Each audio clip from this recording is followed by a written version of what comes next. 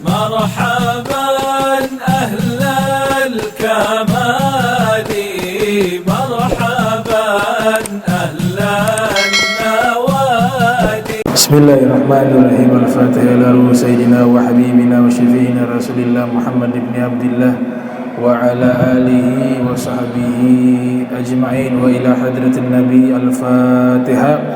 بسم الله الرحمن الرحيم. الحمد لله رب العالمين الرحمن الرحيم مالك يوم الدين إياك نعبد وإياك نستعين اهدنا الصراط المستقيم صراط الذين أنعمت عليهم غير المغضوب عليهم ولا الضالين آمين. السلام عليكم ورحمة الله وبركاته. Alhamdulillah wa kafa, thumma assalatu wassalamu ala nabiyil mustafa wa ala alihi wa sahbihi ahli sidiki wal wafa, amma ba'du. Subhanaka la ilma lana illa ma 'allamtana innaka antal alimul hakim. Rabbi israh li sadri wa yassir li amri wahlul 'uqdatan min lisani yafqahu qawli wasaddid lisani wahdi qalbi bihaqqi sayyidina Muhammadin sallallahu alaihi wa alihi wa baraka wasallam. Ya man huwa fi 'uluwihi kain, ya man huwa fi fi'lin madid wa madid. Allahumma akhrijna min zulumatil wahmi wa akrimna bi nuril fahmi wa akhrijna min zulumatil wahmi warzuqna fahman nabiyyin wa hifdzal mursalin wa ilhama malaikatil mukarrabin. Rabbana zidna ilman wa fahma wa aqla ya akramal akramin bihaqqi sayyidina Muhammadin khatamil anbiya'i wal mursalin. Ya Rahman ya Rahim wa sallallahu ala sayyidina Muhammadin wa ala alihi wa sahbihi wa barak wa sallam. Walhamdulillahi rabbil alamin. Alhamdulillah, puji syukur kehadirat Allah, dan tak lupa salawat dan salam tercurahkan kepada junjungan mulia Nabi kita Rasulullah Muhammad sallallahu alaihi wasallam beserta segenap keluarga beliau, sahabatnya dan umatnya. Yang saya muliakan para imam Masjid Al-Munawwar, Alwi Albar, Ustadz Jamrud, Ustadz Jamal, dan segenap staf dan juga jamaah Masjid Al-Munawwar yang insyaallah dirahmati Allah subhanahu wa ta'ala.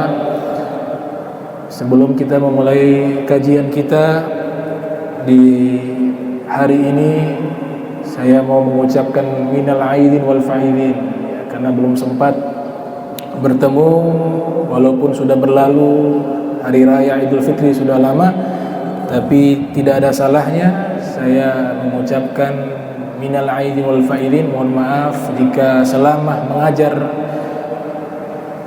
itu ada kesalahan, ada salah dalam ucapan atau perilaku maupun tindakan, saya minta dimaafkan. Alhamdulillah, di hari ini kita kembali bisa berkumpul dengan nikmat Allah subhanahu wa ta'ala. Masih diberikan kesempatan hidup, masih diberikan kesehatan, masih diberikan keamanan, masih mampu melaksanakan kewajiban kita sholat 5 waktu. Ada nasihat yang disampaikan oleh Imam Ghazali. Salah seorang muridnya pernah bertanya kepada Imam Ghazali rahimahullah, "Wahai Imam, kenapa hari ini kita masih diberi kesempatan hidup oleh Allah subhanahu wa ta'ala?" Maka Imam Ghazali rahimahullah beliau menjawab, karena dosa kita terlalu banyak dan Allah masih memberikan kesempatan kepada kita untuk bertobat kepada Allah subhanahu wa ta'ala. Jadi gunakan setiap waktu, perputaran detik ke menit dan jam, hari, seterusnya dijadikan waktu tersebut makin hari makin meningkat di dalam kebaikan dan ketaatan kepada Allah subhanahu wa ta'ala.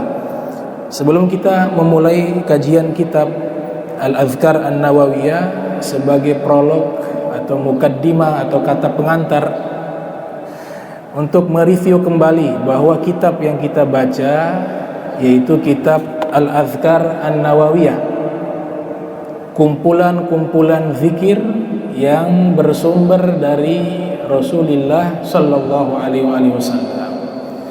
Jadi berupa kumpulan hadis Nabi sallallahu alaihi wasallam, disusun oleh Al-Imam Nawawi, Abu Zakaria Yahya bin Syarafuddin An-Nawawi, yang lahir tahun 631 Hijriah, meninggal 676 Hijriah.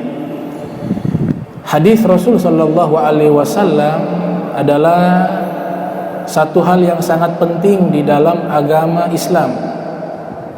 Bahkan dijadikan sumber referensi kedua setelah Al-Quran. Kalau tidak ada hadis yang sampai kepada kita, maka kita tidak akan tahu cara melaksanakan sholat. Di dalam Al-Quran Allah Ta'ala tidak menjelaskan tata cara melaksanakan sholat, hanya berupa perintah, aqimis sholata li dzikri, dirikanlah sholat untuk mengingatku.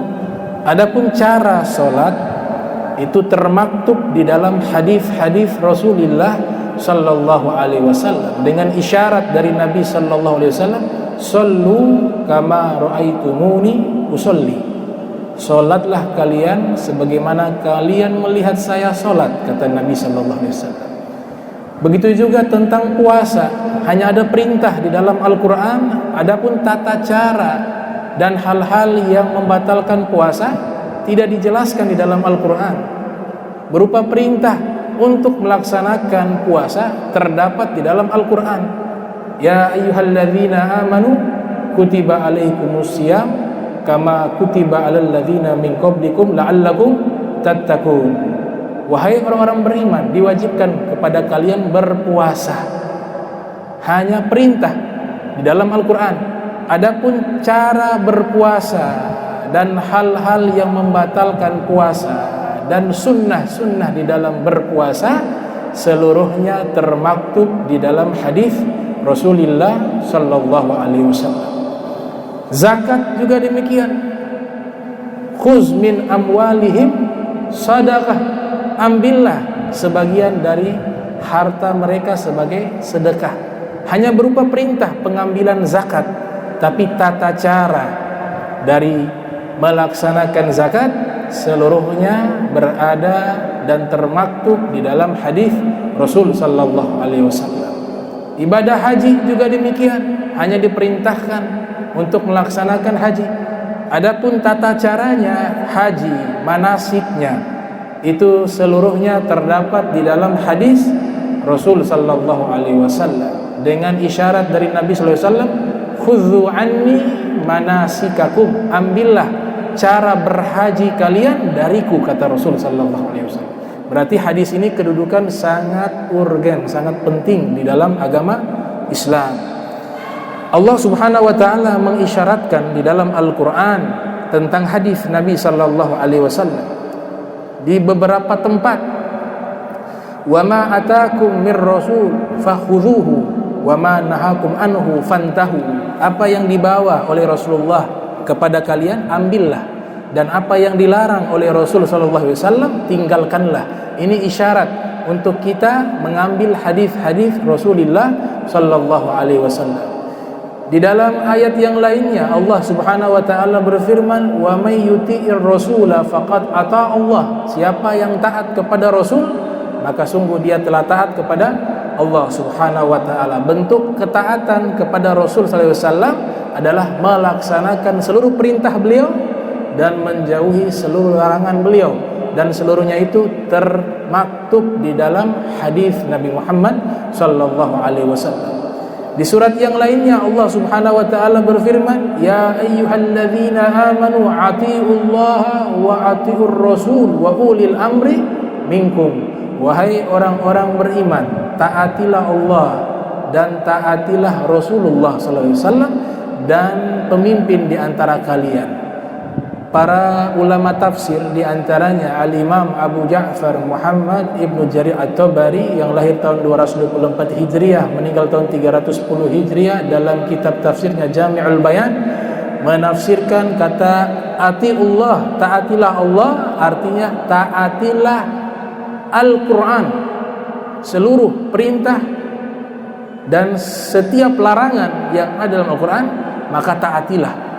Wa atiur rasul, dan taatilah Rasulullah sallallahu alaihi wasallam, maknanya adalah taatilah seluruh perintah Nabi dan seluruh larangan Nabi. Maka itu seluruhnya termaktub di dalam hadis Rasul sallallahu alaihi wasallam. Wa ulil amri minkum, taatilah kepada kesepakatan para ulama yang berijtihad dan ijma' bersepakat di dalam satu keputusan. Jadi itulah beberapa ayat yang menjelaskan pentingnya hadis Rasul sallallahu alaihi wasallam. Kemudian orang-orang yang berkecimpung di dalam ilmu hadis, mereka ini adalah orang-orang yang paling dekat dengan Nabi Muhammad sallallahu alaihi wasallam. Disebut dengan muhaddithun, para ahli hadis. Al-mutahammilu lil hadis al-mu'tani bihi riwayatan wa dirayah. Definisi muhaddis adalah orang yang menguasai ilmu hadis dan memiliki pemahaman mendalam dari dua jalur ilmu hadis, yaitu ilmu hadis riwayat dan ilmu hadis dirayah. Ada yang lainnya disebut dengan al-hafiz, seperti Imam Ibnu Katsir memiliki gelar al-hafiz, yang lahir tahun 700 Hijriah, meninggal tahun 774 Hijriah. Seperti juga Al-Imam Ibnu Hajar Al-Asqalani yang lahir tahun 773 Hijriah, meninggal 852 Hijriah, memiliki gelar Al-Hafiz. Apa itu Al-Hafiz? Yaitu wa huwa man hafiza mi'ata alfi hadisin matnan wa isnada. Orang yang telah menghafal hadis Rasul sallallahu alaihi wasallam, minimal 100.000 hadis Rasul sallallahu alaihi wasallam, isi hadis beserta rantaian sanadnya, itu diberikan gelar Al-Hafiz. Ada yang diberikan gelar musnid, seperti Syekh Yasin bin Isa Al-Fadani, berasal dari Padang, Al-Fadani, tapi mukim di Makkah Al-Mukarramah, memiliki gelar musnidud dunya, musnid dunya. Apa itu musnid? Yaitu wa huwa man yarwil hadisa bi isnadih, orang yang menghafal hadis dengan rantaian sanadnya, diberikan gelar al-musnid. Itu sebagian terminologi daripada gelar-gelar ahli hadis Rasulullah sallallahu alaihi wasallam. Adapun kitab rujukan, kitab induk hadis yang disepakati oleh para muhaddithun, itu yang pertama adalah kitab Sahihul Bukhari yang disusun oleh Al-Imam Muhammad bin Ismail bin Ibrahim bin Mughirah bin Bardisbah Al-Bukhari yang lahir tahun 194 Hijriah, meninggal tahun 256 Hijriah. Di dalam kitabnya Al-Jami'u Al-Musnadu As-Sahihu Al-Mukhtasaru min umuri Rasulillahi wa sunani wa ayyamihi. Beliau dilahirkan di kota Bukhara, sekarang masuk wilayah negara Uzbekistan, meninggal di kota Khartank yang ada di dekat kota Samarkand, masih negara Uzbekistan. Ini kitab sahih yang diakui oleh para muhaddithun. Kemudian kitab induk kedua adalah Sahihu Muslim yang disusun oleh Imam Muslim Ibnul Hajjaj Ibn Muslim Al-Qusairi Naisaburi, lahir tahun 204 Hijriah, meninggal tahun 261 Hijriah, di kota Naisaburi, negara saat ini masuk wilayah Iran, meninggal juga di tempat yang sama. Kemudian kitab induk yang ketiga adalah Sunan Abi Daud yang disusun oleh Al-Imam Sulaiman Ibn As'as As-Sijistani yang lahir tahun 202 Hijriah, meninggal tahun 275 Hijriah, lahir di kota Sijistan, meninggal di Basrah. Sijistan masuk wilayah negara Afghanistan. Basrah beliau wafat masuk negara Irak. Kemudian kitab induk hadis yang keempat adalah Sunan Tirmidzi, disusun oleh Al-Imam Muhammad Ibn Isa At-Tirmidzi, lahir tahun 209 Hijriah, meninggal tahun 279 Hijriah, di kota Termez, meninggal juga di kota Termez, di wilayah Uzbekistan, negara Uzbekistan. Kemudian kitab induk hadis yang kelima adalah Sunan An-Nasa'i, disusun oleh Imam Ahmad bin Ali bin Su'aib An-Nasa'i, lahir di kota Nasah tahun 215 Hijriah, meninggal tahun 303 Hijriah di Baitul Maqdis, Palestina. Nasah ini kota masuk wilayah Rusia, Turkmenistan, itu wilayah kelahiran dari Al-Imam An-Nasa'i. Kemudian kitab induk hadis yang keenam itu Sunan Ibn Majah, nama aslinya Muhammad Ibnu Yazid, lahir tahun 209 Hijriah, meninggal tahun 273 Hijriah di kota Kuzawain yang ada di Iran.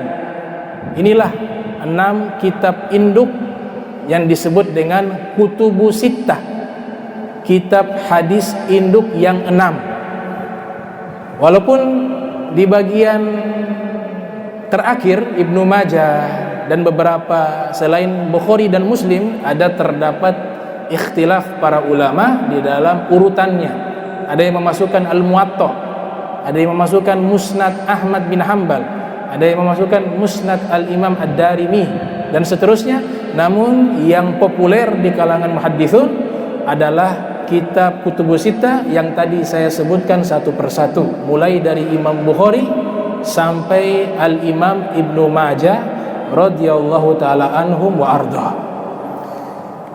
Ini mereka diberikan keistimewaan karena waktunya habis, dari mereka anak-anak sampai meninggal dunia, waktunya hanya habis di dalam mengumpulkan dan mempelajari, mengkaji hadis Rasulullah sallallahu alaihi wasallam. Makanya ribuan tahun mereka wafat, tapi sampai hari ini nama mereka masih kita sebut. Ada syair mengatakan, yamutu qaumun fayuhyi ilmu dzikrahum. Sekelompok kaum telah meninggal dunia, namun ilmu mereka menghidupkan nama mereka. Wal jahlu yaj'alu ahyaka amwat. Kebodohan menjadikan orang hidup seperti orang mati. Itu disebutkan oleh Imam Suyuti yang lahir tahun 849 Hijriah, meninggal 911 Hijriah, dalam kitab Tadribu Rawi ala Syarhi At-Taghrib Al-Imam Nawawi. Keutamaan pertama dari para ulama hadis disebutkan oleh Ibnu Hibban, di antara manusia yang paling banyak bersalawat kepada Rasul sallallahu alaihi wasallam adalah ulama hadis. Yang paling banyak bersalawat kepada Nabi sallallahu alaihi wasallam adalah ulama hadis. Kenapa? Karena tiap kali menyatakan Rasul sallallahu alaihi wasallam bersabda, secara otomatis mereka telah bersalawat kepada Nabi. Qala Rasul sallallahu alaihi wasallam, qala Rasul sallallahu alaihi wasallam. Jadi berapa banyak kalau mereka baca hadis, ada 1000 hadis, secara otomatis sudah membaca 1000 kali salawat kepada Rasul sallallahu alaihi wasallam. Qala Rasul sallallahu alaihi wasallam, qala Rasul sallallahu alaihi wasallam. Dan orang yang paling dekat dengan Nabi di hari kiamat, sebagaimana hadis yang diriwayatkan oleh Imam Tirmizi di dalam sunannya, wa hassanahu, dan beliau menghasankan hadis tersebut. Nabi sallallahu alaihi wasallam bersabda, aulan nas bi yaumal qiyamati aktsaruhum alayya salatan. Manusia yang paling utama, satu riwayat mengatakan aqrabun nas, manusia yang paling dekat denganku, kata Rasulullah SAW, di hari kiamat, mereka adalah orang yang ketika hidup paling banyak membaca salawat kepadaku, kata Rasulullah SAW. Ibnu Hibban mengatakan ulama hadis paling banyak membaca salawat. Mereka mengatakan qala Rasulullah SAW, mereka bersalawat itu dari lisan. Juga mereka bersalawat kepada Nabi lewat tulisan. Qala Rasul sallallahu alaihi wasallam, ditulis salawat kepada Nabi sallallahu alaihi wasallam. Dan salawat kepada Nabi sallallahu alaihi wasallam memiliki keutamaan bukan hanya dengan bacaan, tapi dengan tulisan juga memiliki fadilah yang begitu besar. Ada kitab disusun oleh Imam Khatib Al-Baghdadi, khusus membahas tentang keutamaan para ahli hadis, yang beliau beri judul Syarafu Ashabil Hadis wan Nasihatu Ahlil Hadis. Beliau lahir tahun 392 Hijriah, meninggal tahun 463 Hijriah. Namanya Al-Imam Khatib Al-Baghdadi rahimahullah. Ada satu riwayat diriwayatkan dalam kitab tersebut, Nabi SAW bersabda, "Man shalla alayya fi kitabin lam tazal malaikatu tastaghfiru lahu." Siapa yang menulis salawat di dalam satu buku, maka senantiasa malaikat beristighfar kepadanya, kata Rasulullah SAW. Selama tulisan tersebut masih ada, selama itu pula malaikat beristighfar kepada orang yang menulis salawat kepada Rasul sallallahu alaihi wasallam. Di dalam kitab Tarikh Dimashqi disusun oleh Ibnu Asakir radhiyallahu taala anhu arda, satu riwayat Nabi bersabda, "Tusalli alaihi madam asmi fi dzalikal kitab." Senantiasa malaikat beristighfar kepada orang yang menulis salawat kepada Nabi Muhammad SAW selama nama Nabi masih tertulis di dalam kitab tersebut.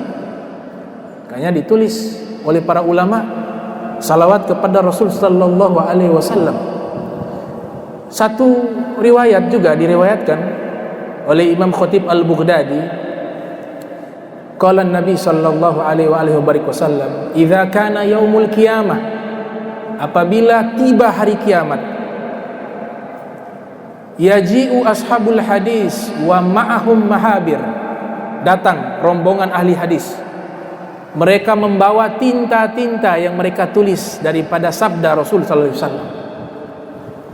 Wa yaqulullahu subhanahu wa ta'ala, "Antum ashabul hadis." Kemudian di hari kiamat Allah Ta'ala berfirman kepada mereka, "Apakah kalian ini ahli hadis?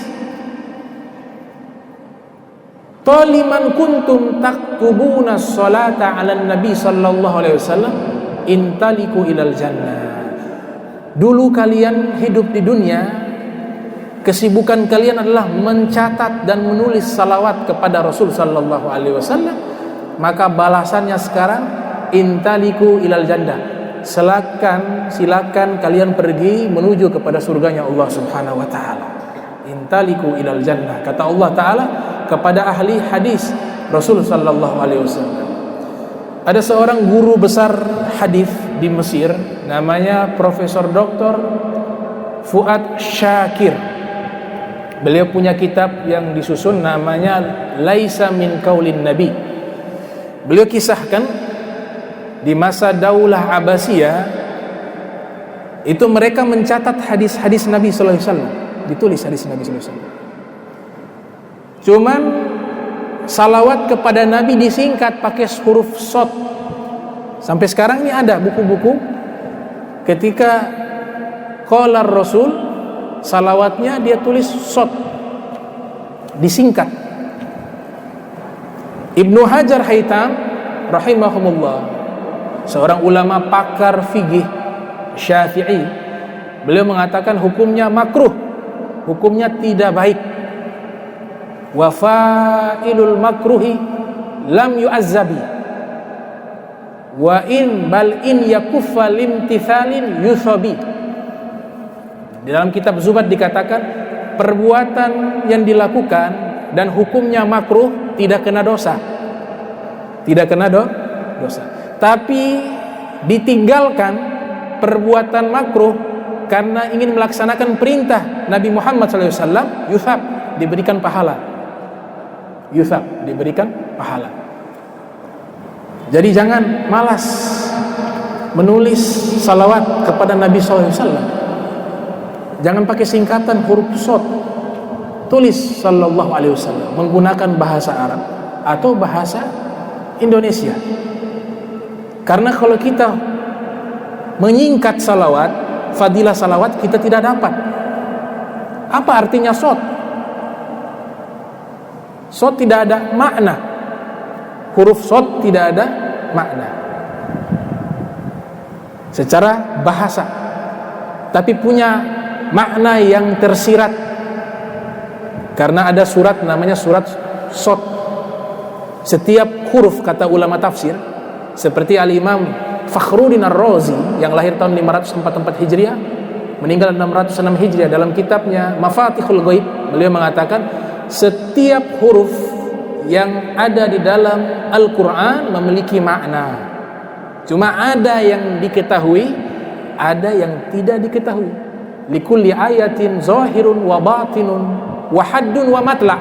Kata Nabi, setiap ayat dalam Al-Quran ada yang zahir, ada yang batin, ada yang bisa dijelaskan, ada yang matla', tersembunyi penjelasannya. Tapi kalau salawat menggunakan huruf Shad tidak dapat pahala salawat. Bahkan kita digolongkan sebagai orang yang kikir. Bukankah Nabi sallallahu alaihi wasallam beliau bersabda, "Al-bakhilu man dzukirtu indahu falam yusalli alayya."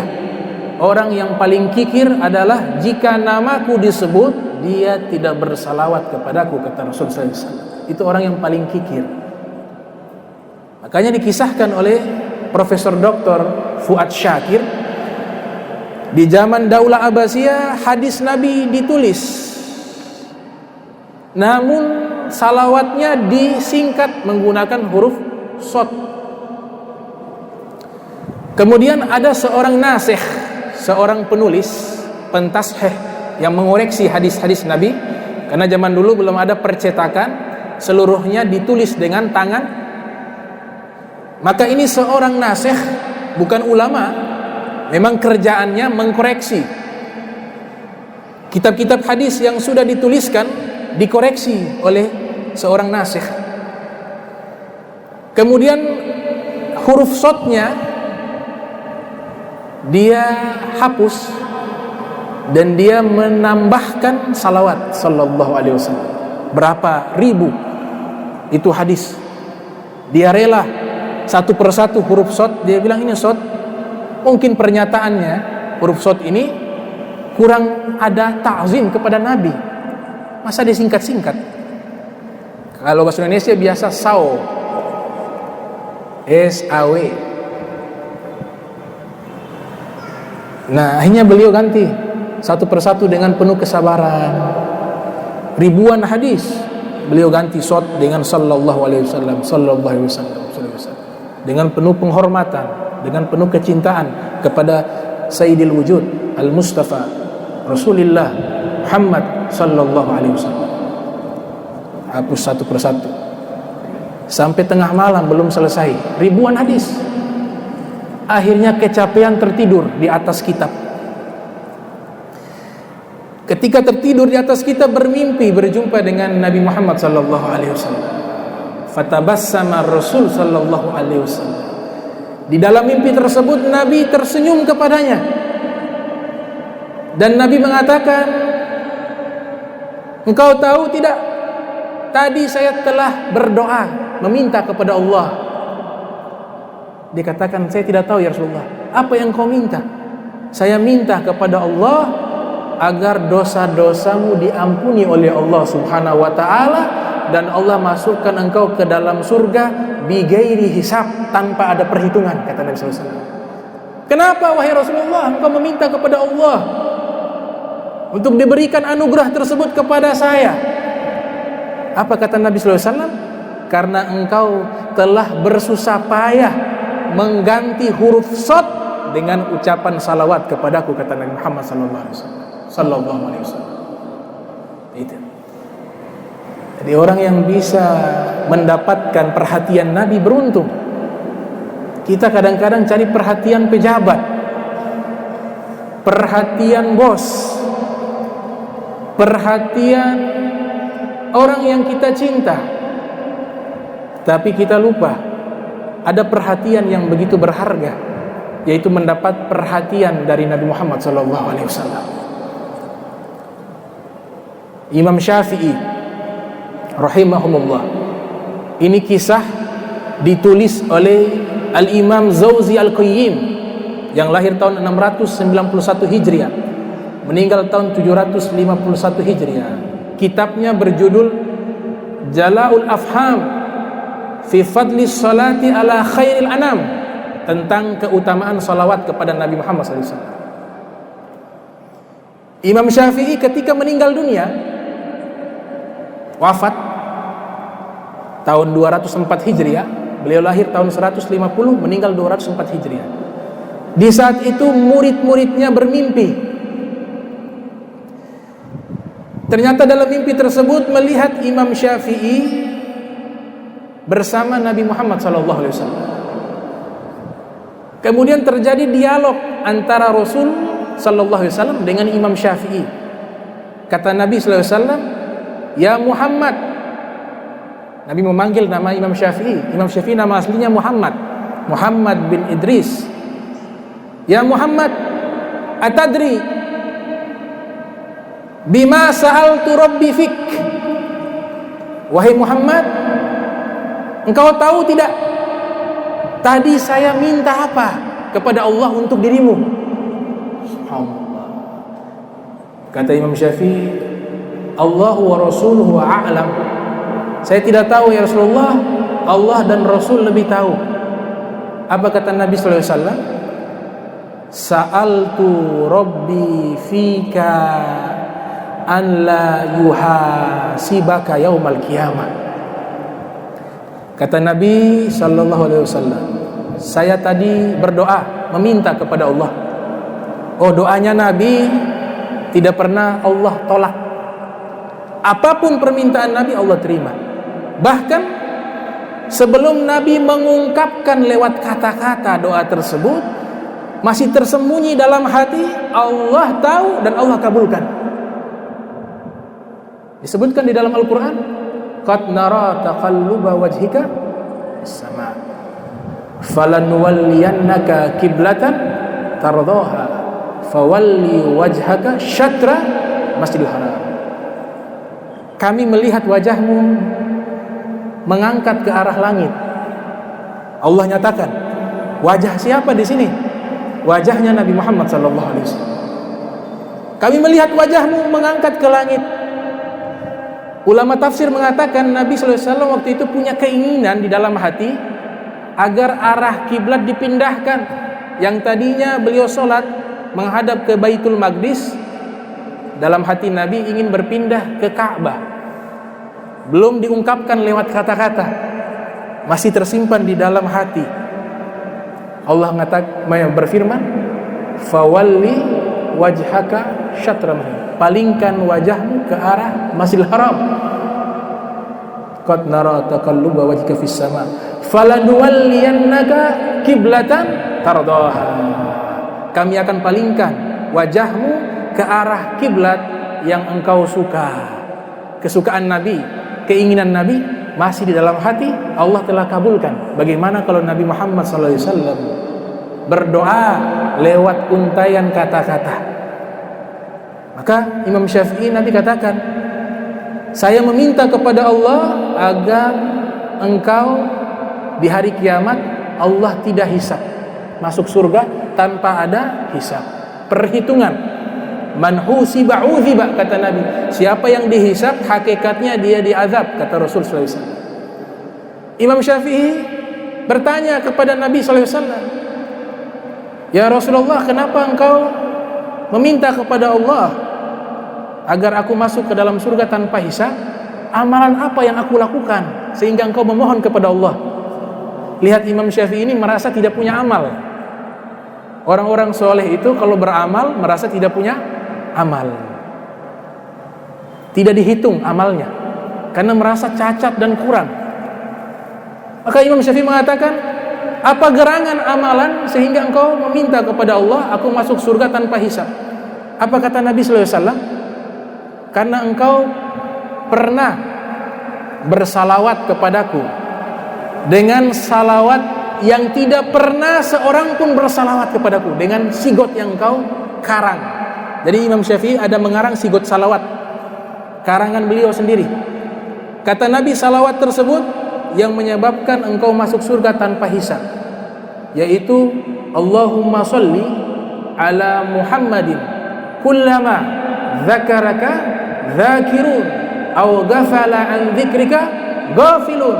Ini karyanya Imam Syafi'i, tertulis di akhir kitab Ar-Risalah, kitab usul fikih yang disusun oleh Al-Imam Syafi'i, namanya Ar-Risalah. Di bagian terakhir dari kitab tersebut itu tertulis sigot salawat tersebut, dan ternyata salawat tersebutlah yang membuat Imam Syafi'i masuk ke dalam surga tanpa hisab. Lihat, lewat tulisan salawat kepada Nabi Muhammad SAW. Itu baru satu keutamaan ahli hadis, baru satu. Ada banyak. Sayyid Muhammad bin Alwi Al-Maliki menyusun dalam kitab namanya ini Manhalul Latif. Di sini disebutkan beberapa daripada keutamaan ahli hadis Nabi Muhammad SAW. Yang kedua, orang-orang yang ahli di dalam ilmu hadis, mereka mendapatkan doa istimewa dari Nabi Muhammad SAW. Jadi Nabi berdoa khusus kepada orang-orang yang menghafal hadis Nabi Muhammad SAW. Hadis diriwayatkan oleh Ibnu Mas'ud yang dikeluarkan oleh Imam Tirmizi. Hadis derajatnya hasan sahih. Nabi SAW berdoa, "Naddarallahu ra'an sami'a minna syai'a faballagahu kama sami'a rubba muballagin au'a min sami'." Semoga orang yang menghafal ucapanku, Allah berikan cahaya yang terang di wajahnya. Ini doa khusus kepada orang yang menghafal hadis Rasulullah SAW. Makanya ulama-ulama terdahulu berlomba-lomba menghafal. Ada yang menghafal 300.000 hadis, ada yang menghafal 500.000 hadis, ada yang menghafal 100.000 hadis, bahkan ada yang sampai 1 juta hadis Nabi Muhammad SAW. Disebut ahli hadis. Kalau kita disebut ahli hadas. Ahli hadas. Kalau mereka 300.000, 400.000, 500.000 disebutkan muhaddis, al-hafiz, al-hujjah, al-hakim. Dapat doa Nabi, wajah menjadi bercahaya. Minimal kita bisa dapat doa ini, kata ulama, minimal mendapatkan doa ini hafal hadis 40 hadis Nabi SAW. Paling minimal. Apalagi kalau 100.000, 300.000, wah dapat lebih lagi. Makanya Imam Suyuti membuat syair khusus tentang hadis tersebut. Man kana min ahlil hadis fa innahu zu nadratin fi wajhihi nurun syata'. Innan nabiyya da'a bi nadrati man addal haditha kama tahammala wattaba. Imam Suyuti membuat syair, siapa yang termasuk golongan ahli hadis, maka akan muncul cahaya di wajahnya, cahaya yang berkilau terang di hari kiamat. Sesungguhnya Nabi Muhammad SAW telah mendoakan secara khusus bagi orang yang menghafal hadis Nabi SAW, kemudian dia melaksanakan isi hadis tersebut. Kata Imam Suyuti rahimahullah, dapat doa Nabi Muhammad SAW. Orang-orang yang ahli taat juga diberikan cahaya khusus di wajah. Simahum fi wujuhi min asari sujud. Ada tanda di wajah mereka dari bekas-bekas sujud kepada Allah Subhanahu wa taala. Di yaumil qiyamah, orang yang suka berwudu memunculkan cahaya di anggota wuduhnya, di wajahnya, di tangannya, di kakinya. Inna ummati tud'auna aw yud'auna yaumal qiyamah gurral muhajjilain min atharil wudu faman istata'a minkum ayyutila gurratahu falyaf'al. Kata Nabi, di hari kiamat umatku dipanggil dan mereka datang dengan wajah yang bercahaya, tangan yang bercahaya, kaki yang bercahaya, karena dahulu hidup di dunia sering anggota tubuh tersebut terkena air wudu. Kata Nabi sallallahu alaihi wasallam, faman istata'a minkum ayyutila gurratahu falyaf'al. Maka siapa di antara kalian yang mampu melebihkan anggota badannya daripada air wudu, maka lebihkanlah. Kata Nabi sallallahu alaihi wasallam. Makanya sunnah melebihkan anggota wudu, wajah, tangan, kaki dapat cahaya di yaumil qiyamah. Ada orang yang wajahnya cahaya dengan ketaatan ibadah, tidak pernah maksiat, dijaga dia punya mata, dijaga dia punya lidah, dijaga dia punya hati, dijaga dia punya tangan, dijaga dia punya kaki, dijaga dia punya kemaluan, dijaga dia punya perut dari yang haram. Allah berikan cahaya. Cukup memandang wajah mereka teringat kepada Allah. Makanya dalam hadis Sahih Bukhari, Nabi pernah mengatakan kepada beberapa sahabat, ala adullukum bi khiyarikum, mau aku tunjukkan kepada kalian orang-orang terbaik di antara kalian? Qalu bala ya Rasulullah. Mereka berkata, mau ya Rasulullah. Kata Nabi sallallahu alaihi wasallam, humul ladzina idza ru'u dzikirallah. Mereka itulah jika kau menatap wajahnya teringat kepada Allah Subhanahu wa taala. Tatap wajah mengingat Allah. Nabi kita Muhammad sallallahu alaihi wasallam diriwayatkan dalam hadis Sunan Tirmizi, waktu Nabi tiba di kota Madinah Al-Munawwarah, baru hijrah dari Makkah menuju ke Madinah, rombongan manusia yang ada di Madinah datang ingin melihat Nabi. Ada di antara mereka yang sudah Islam, ada di antara mereka masih beragama Yahudi, datang ingin melihat Nabi. Diriwayatkan ada seorang sahabat, ini pendeta Yahudi tapi menjadi sahabat karena masuk Islam dan menjadi seorang sahabat mulia, namanya Abdullah bin Salam.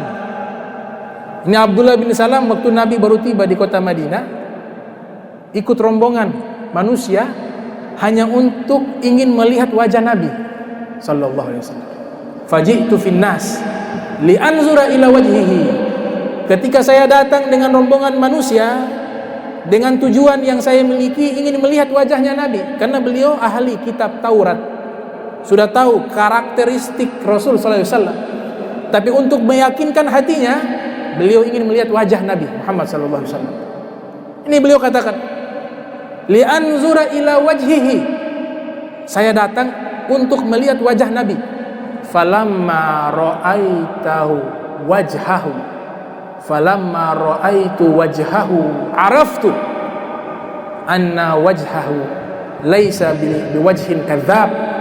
Ketika saya melihat wajah Nabi Muhammad SAW, maka saya yakin bahwa wajah ini bukan wajah seorang pendusta, kata beliau.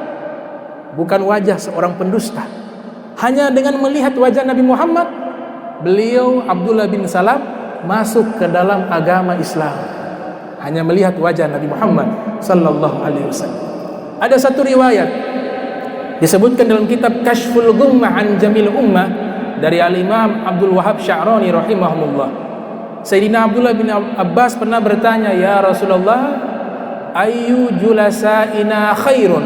Wahai Rasulullah sallallahu alaihi wasallam, teman duduk yang paling terbaik itu seperti apa? Teman duduk yang paling terbaik itu seperti apa? Nabi sallallahu alaihi wasallam bersabda, man dzakkarakum billah ru'yatah wa zada fi ilmikum mantikah wa dzakarakum bil akhirati amalah. Teman duduk yang terbaik jika engkau menatap wajahnya langsung teringat kepada Allah Subhanahu wa taala. Jika mendengar ucapannya ilmu bertambah, dan jika melihat amalnya engkau teringat terhadap akhirat. Itulah teman duduk terbaik, kata Nabi Muhammad sallallahu alaihi wasallam. Makanya ini cerita fakta. Imam Malik bin Anas mengatakan, kalau saya punya hati lagi keras, lagi qaswah, saya mendatangi rumah seorang tabi'in bernama Muhammad ibnu Munkadir, terkenal ahli ibadah, ahli taat. Imam Malik mengatakan, saya datang ke rumah beliau hanya untuk melihat wajahnya. Setelah melihat wajahnya, hati yang keras berubah menjadi lunak, hati yang lalai menjadi zikir kepada Allah, hati yang kotor menjadi bersih hanya dengan menatap wajah Muhammad ibnu Munkadir. Diriwayatkan Al-Imam Ahmad bin Hanbal punya pengajian itu dihadiri 5.000 orang. Al-Imam Ahmad bin Hanbal. Tapi yang menulis hadis-hadis yang disampaikan oleh Imam Ahmad bin Hanbal hanya 500 orang. Sisanya itu tidak menulis hadis. Maka ditanya oleh beberapa ulama, kalian datang ke majlis Imam Ahmad bin Hanbal untuk apa kalau tidak untuk menulis hadis? Mereka mengatakan, kami datang ke majlis Imam Ahmad bin Hanbal, kami hanya ingin melihat wajah beliau. Karena ketika melihat wajah beliau, semangat ibadah kami meningkat selama 40 hari. Lihat wajah, semangat ibadah 40 hari. Sudah 40 hari mulai menurun semangat ibadah, datang lagi melihat wajahnya, jadi semangat lagi. Ada namanya Muhammad ibnu Wasi', juga demikian. Kalau ada anak-anak ataupun remaja ataupun orang yang sudah dewasa, sudah mulai menurun semangat ibadahnya, maka mereka menganjurkan, pergilah menemui Muhammad bin Wasi' dan lihatlah wajahnya. Maka mereka mengatakan, kami melihat wajah Muhammad bin Wasi', setelah itu kami menjadi semangat beribadah selama sebulan penuh. Hanya melihat wajah orang-orang yang takut kepada Allah Subhanahu wa ta'ala. Itu dua keutamaan ahli hadis Nabi Muhammad sallallahu alaihi wasallam. Terakhir, sebenarnya kalau diceritakan panjang, ada 4 yang saya simpulkan 4. Yang ketiga, para ahli hadis Nabi sebutkan di dalam doa sebagai khalifahnya Nabi Muhammad SAW. Para khalifahnya Rasul SAW. Nabi berdoa, Allahumma arham khulafa'ana. Ya Allah, rahmatilah para khalifah kami. Ini hadis diriwayatkan oleh Al-Imam Tabrani. Nama aslinya Sulaiman ibn Ahmad, lahir tahun 260 Hijriah, meninggal tahun 360 Hijriah, dalam kitabnya Al-Mu'jamul Awsat. Nabi berdoa, ya Allah, rahmatilah para khalifah-khalifah kami. Qalu ma khulafa'uka ya Rasulullah.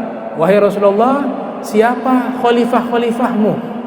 Nabi SAW bersabda, alladzina ya'tuna min ba'di yarwuna ahadisi wa sunnati wa yu'allimunahan nas. Khalifah-khalifahku adalah generasi yang datang setelahku, yang mereka meriwayatkan hadis-hadisku dan sunnahku, dan mereka mengajarkannya kepada manusia.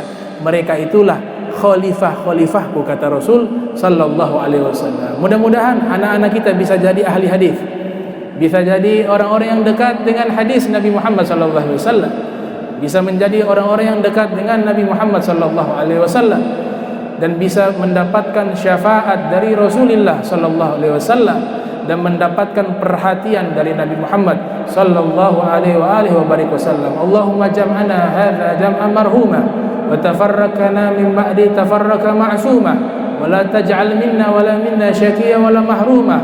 Allahumma la tada' lana dhanban illa ghafartah wa la hamman illa farajtah wa la maitan illa rahimtah wa la maridan illa syafaitah wa la dainan illa qadaitah wa la hakiman illa razaqtah wa la mubtalan illa afaitah wa la dhalan illa hadaitah wa la du'aan illa istajabtah wa la hajatan illa qadaitaha birahmatika ya arhamar rahimin. Wa sallallahu ala sayyidina Muhammadin wa ala alihi wa sahbihi wa barik wa sallam. Subhanaka wa bihamdika asyhadu an la ilaha illa anta astaghfiruka wa atubu ilaih. Wa sallallahu ala sayyidina Muhammadin wa ala alihi wa sahbihi wa barik wa sallam. Wa ila hadratin nabi. Al-Fatihah. Bismillahirrahmanirrahim. Alhamdulillahirabbil alamin arrahmanir rahim maliki yaumiddin. Iyyaka na'budu wa iyyaka nasta'in. Ihdinas siratal mustaqim siratal ladzina an'amta 'alaihim ghairil maghdubi 'alaihim waladdallin. Amin. Wa subhanaka Allahumma tahiyyatun fiha salam wa akhir da'wana alhamdulillahirabbil alamin wa lakum minkum wassalamu alaikum warahmatullahi wabarakatuh.